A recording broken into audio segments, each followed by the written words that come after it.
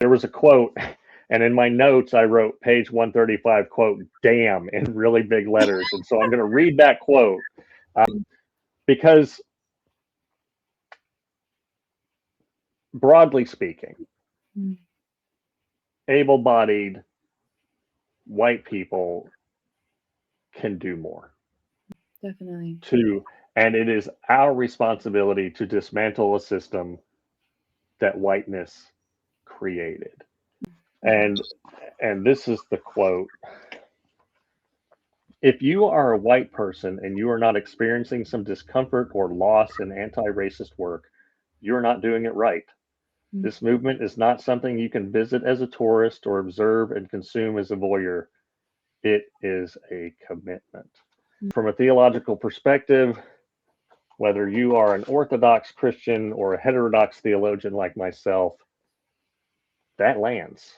Yeah. We have to be committed to loving our neighbors as ourselves.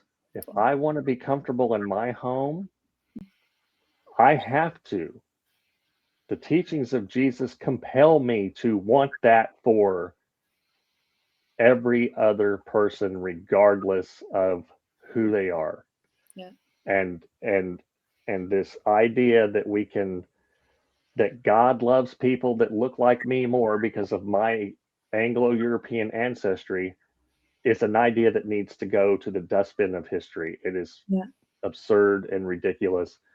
And as Jesus said, by your fruits you will be known. And there is no good fruit in white supremacy. It is all putrid, and we need to compost white supremacy forever because it's horseshit. Absolutely. So thank you so much, Reverend Dr. Elle Dowd.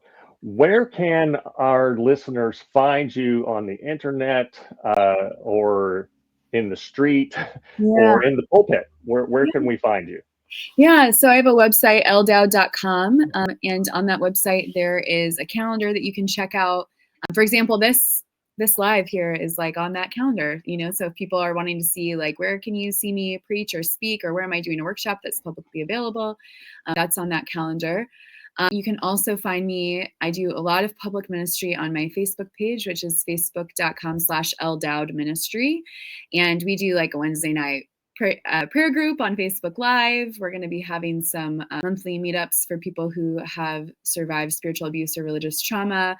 We're going to actually, in part inspired by you, Dillon, but also there's like several people lately who have kind of been bringing Baptized in Teargas back up to me. We're going to start up this summer a book club where we read Baptized in Teargas together and discuss it chapter by chapter.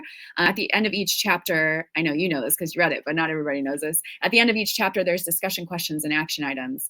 And so that's a thing that you, if you wanted to read and reflect and go a little deeper and discern some of these things in community and have, a little bit of a place to participate in an action reflection cycle where we can talk about things together and then commit to going out and doing the work and then coming back and talking about how it felt.